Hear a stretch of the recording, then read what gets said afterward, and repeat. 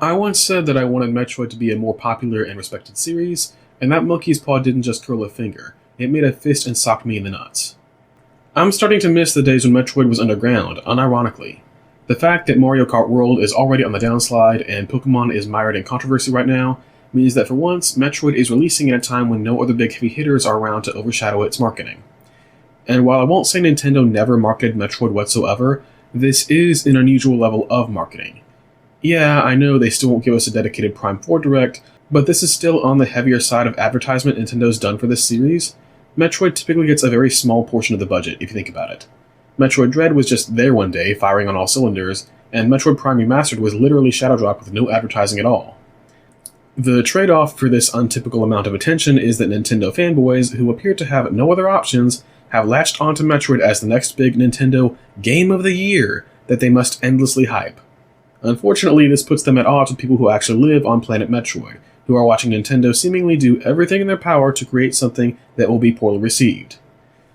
Now, there were a bunch of drops within a short time just a bit ago, including gameplay footage, but to simplify it for you, the narration is starting to sound AI-generated, and some fuck-ass sidekick character has been added to this game with the most MCU-ass dialogue you've ever heard. But to rage about those would be to not even breathe before people who have decided to make Metroid their new personality, batteries not included, jumped down my throat for being a complainer. Crazy to me how many people who I've never seen talk about Metroid before suddenly started giving a shit about this series when they added this guy in.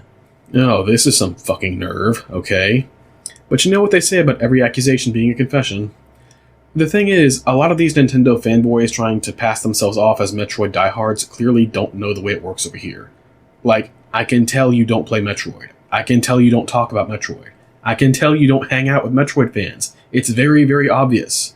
Half of these people appear to have devoted their existence to being on the necks of anyone who says anything bad about the teasers and trailers, and doing so by, evidently, portraying Metroid fans as unpleasable, chronic complainers. Ah, yes, remember when people endlessly whined and complained about Samus Returns? Remember when people trashed Metroid Dread? Remember when people shit on Metroid Prime Remastered?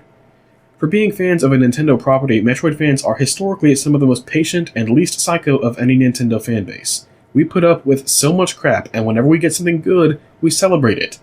This is not good. This is bullshit.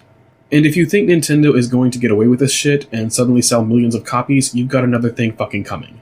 The hype era is over. Metroid doesn't have a massive fan base like Zelda or Mario to fall back on. Sales figures are going to move like molasses, and you'll have done all of this valiant defense for nothing. And maybe then, you drooling, contrarian, popularity-chasing ghouls will leave us alone and shove your heads back into Mario's asshole.